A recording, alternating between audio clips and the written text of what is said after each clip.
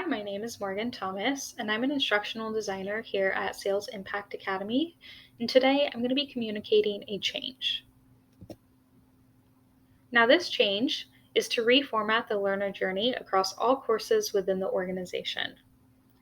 And what this is going to involve is using what we call a learning continuum, which will narrow down the learner profile. This is going to allow for us to develop learner mapping so organizations can take our courses for career growth instead of single-use professional development.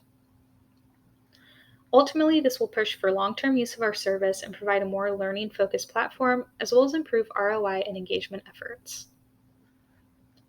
This means redefining the learner profile on all courses to promote the learner journey and various levels for learning. As it currently stands, our courses begin with a course brief, where our coach liaison and the newly hired-on coach determine a general learner profile. This profile tends to be defined as A, no experience, B, some experience, C, expert level experience, or D, anyone who is interested. Historically, this has made it difficult to narrow down content and engagement that matches an exact customer need. Our data from our customers shows that these have not aligned with their organizational needs, and customers are actually advocating for more specific learner profiles on courses so they can use them to promote career growth within their company. A great example of this is with Seismic. Seismic has stated that they wish to use our courses to transition their SDRs to AEs, and that they would appreciate a more centered series of courses. Additional data has shown an increase in churn throughout our courses due to the lack of clarity in our learner profile.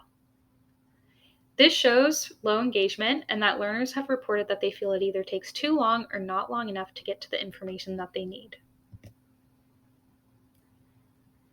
In order to reach a successful outcome in this change, there needs to be company-wide buy-in and support from our education and development team.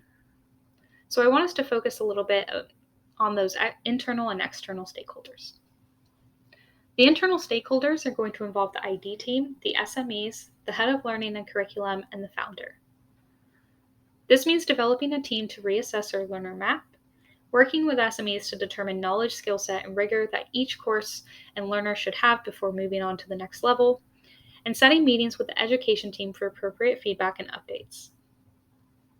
Additionally, we're going to need general oversight and to ensure funding exists to support the time requirement for all required parties.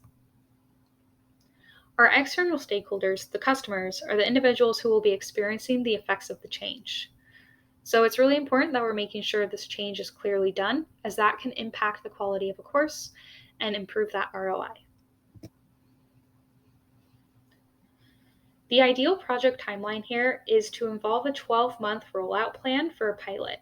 And what this will do is allow us to determine the extent of application for adoption before going to that full scale. So we would start by finalizing the learner continuum, discussing prerequisite knowledge and rigor with SMEs, and assessing which courses fit into the defined learner map. We would then want to work on the kickoff of new courses using this framework, communicating delays and challenges, and working with customer success to implement this with a select amount of organizations for that pilot. And lastly, we would want to collect that data and determine whether or not we're going to continue to scale this. If we were to continue to scale, we would need to distribute a new workload to IDs to update courses alongside SMEs. Now, there's a couple challenges that could present themselves as we go through this change, and the first is the resource factor. We might see a difficulty of resources with time and cost at the very beginning, but what happens is the general cost will compare to what the current cost is for course development, because it would take over the current development process. The next potential challenge is meeting fatigue. We might have too many meetings in order to redevelop our entire system and the platform. However, we can hold a discussion around the expectations on current workloads and just hold heavy communication throughout this process. The last and biggest possibility for resistance is going to be the SME's time. Our SMEs work full-time in their senior leadership roles and working as SMEs for us, and so they would need to redevote time to courses that they have already developed with the ID team. So what we could use is promoting that calendar block, using Calendly, and just having that open communication with them as well.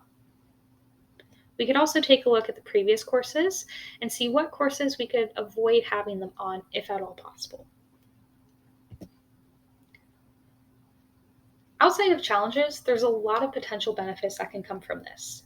Some short-term benefits include a reassessment for engagement criteria, which is something we haven't done as a company since the first start of the company.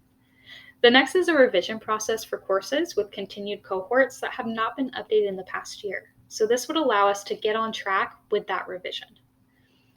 And the last short-term benefit here is a first look into developing a learner map for the organization so we can begin to see how to promote this long-term.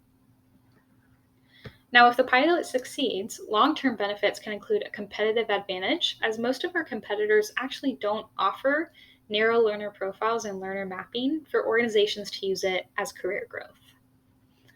Another part of this is the supportive learning principles. So as an organization, we advocate for learning principles, but without that narrow learner profile and that engagement, we're not really practicing what we preach. And so this would allow for that alignment. Additionally, we're going to be able to see an immediate reduction in churn on individual classes within a course, and it has the potential to shift our service to a career growth platform for other organizations to use as a means of developing and promoting internal employees versus that single-use platform. This means an increase in how many organizations are having their employees on these courses, which means an increase in money and financial ROI, which means an increase in how we're developing those courses and making sure that there is that alignment for what they're looking for. So that is the current proposal at this time. I would love to talk with you guys a bit more about this, but I do want to pause and see if anybody has any questions. Thank you.